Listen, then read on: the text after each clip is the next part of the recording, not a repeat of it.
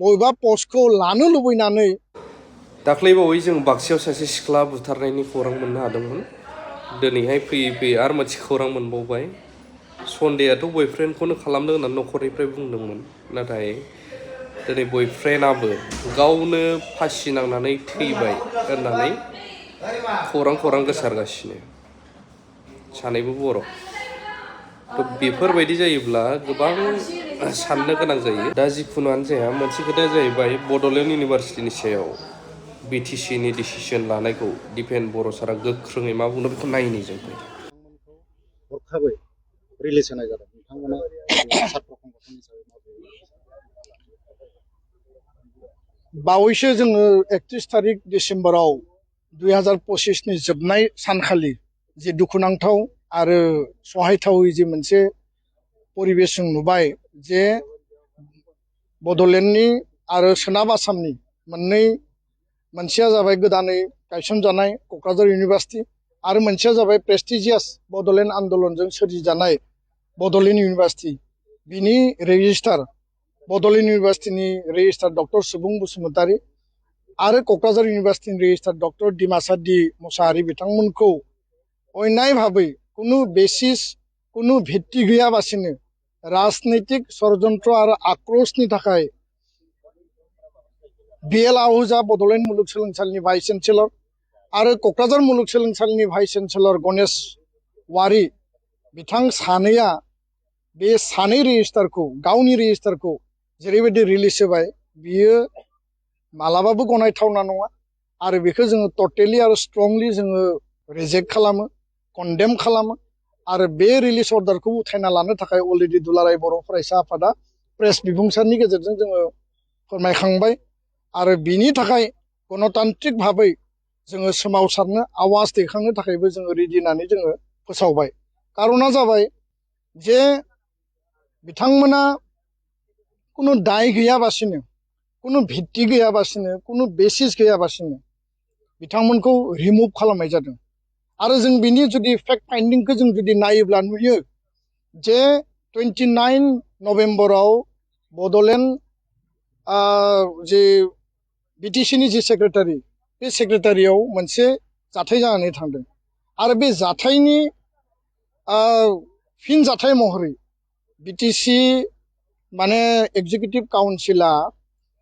रिजुलेसन लादों आरो रिजुलेसनाव लिरदों जे बिथां सानै रेजिस्ट्रारा गावबा गावनि डिउटिखौ डिस्चार्ज खालामनो हायाखै आरो स्टुडेन्टखौ डिसिप्लिनै मेनटेन खालामनो हायाखै। व्हाट डु इउ मिन बाय discharging duty and maintaining the discipline of the student? Who is responsible? मोनसे इन्स्टिटिउसनाव प्रिन्सिपाल थायो, हेडमास्टार थायो, भाइस चेन्सेलर थायो।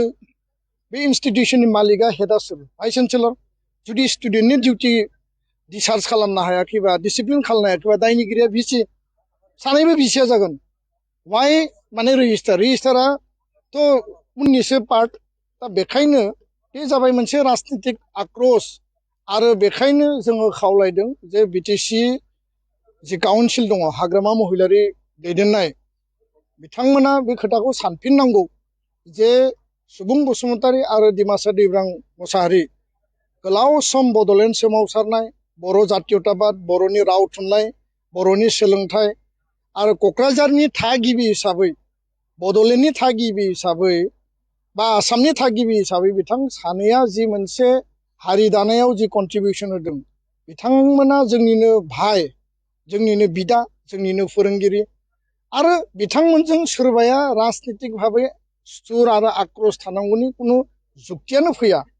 दिनै न'खरावबो पलिटिक्स, गामियाव पलिटिक्स, समाजाव पलिटिक्स, जुदि इडुकेसनेल इन्स्टिटिउसनाव पबित्र सोलोंथाइनि जि मन्दिरावबो जुदि पलिटिक्स जायोबा बर' हारिनि फिउचारा बहा? जाय इन्स्टिटिउसनाव माने हाइस्ट एजुकेसन, जेराव मास्टार डिग्री लानाय जायो, जेराव PhD माने बेयाव डिग्री लानाय जायो, जेराव रिसार्च जायो, जेराव स्कलारफोर दङ, बे इन्स्टिटिउसनखौनो जुदि आक्रमण खालायोबा, राजनितिक षड़यन्त्रनि बलि हिसाबै नों जुदि साजायोब्ला बियो बेसेबां मोजां सिन्तानि खामानि। आरो बेखायनो आं खावलायगोन दिनै बिटिसि काउन्सिल बे सरकाराव, हाग्रामा महिलारि बिथां दैदेननाय सरकाराव संग्रामि नेताफोर दङ, सोरबा बुद्धिजीबिफोर दङ थुनलाइगिरिफोर दङ आरो बिथांमोनाबो साननांगौ जे संग्रामजों फैनाय मानसिफोरा संग्रामाव थाबोफानाय जोंनि फंबायफोरखौ जोंनि बिदाफोरखौ मान मर्यादा सनमान होनानै जेब्लाबो हाबा मावनांगौ बेबायदि कनस्पिरेसि खालामनाया थारैनो दुखुनांथाव आरो लाजिथाव आरो बेयाव जायफोरखौ गोदानै दायित्व होनाय जादों जों नुयो आं पार्सनेलि रावखौबो टार्गेट खालामनो नागिराखै जे सोरबाया सोरनिबा पस्टखौ मोननो लुबैनानै बा बबेबा पस्टखौ लानो लुबैनानै बेबायदि राजनितिक षड़यन्त्रनि बलियाव सानै रेजिस्टारखौ होखारनाय जादों नामा बेबायदिसो जों नुयो दा बेखायनो बेखौ रिथिंक खालाम बेखौ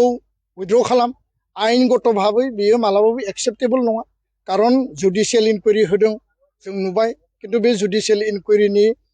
खामानिया दाबो आरम्भ जायाखै one man judicial inquiry committee Hirendranath Sharma honourable Guwahati हाइकर्टनि रिटायार्ड जाजखौ होदों खिन्थु बिनि माने दाबो हियारिंआ आरम्भ जायाखै रिपर्ट साबमिट जायाखै कालेक्टआनो जायाखै रिपर्टआ बहा साबमिट जागोन सोर दोषी सोर निर्दोषी बे रिपर्टआव जेबो मेनसनानो जायाखै बा बिनि बेसिसआ बहा आरो बेयो जाबाय डाइरेक्ट मोनसे राजनितिक माने कनस्पिरेसि आरो बेबायदि इनस्टिटिउसन पबित्र इनस्टिटिउसनखौ लानानै जेराव भबिष्यत जोंनि गथ' गथायफोरनि जिबनखौ जेराव दायो बेबायदि इनस्टिटिउसनाव पलिटिक्स आरो कनस्पिरेसि खालामनाया मोजां नङा आङो मोनसे खोथाखौ रायखांनो नागिरो जे कार्बि आंलंनि खेर'नियावबो मोनसे घटना जादों जों बयबो नुदों पिजिआर भिजिआर सिख सिडुलनि कार्बि आंलंनि लेन्ड ट्राइबेलनि प्रटेक्शन ट्राइबेलनि लेन्डखौ लानानै आन्दलन जादों आन्दलनाव